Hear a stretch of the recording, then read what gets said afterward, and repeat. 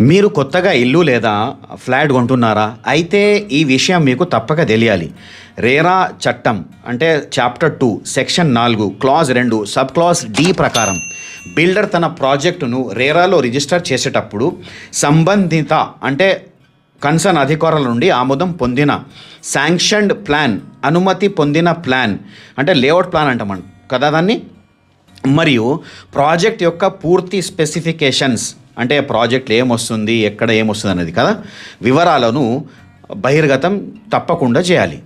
అంటే ప్రభుత్వం దేనికైతే అనుమతి ఇచ్చిందో డెవలపర్ కేవలం దాన్నే నిర్మించాలి.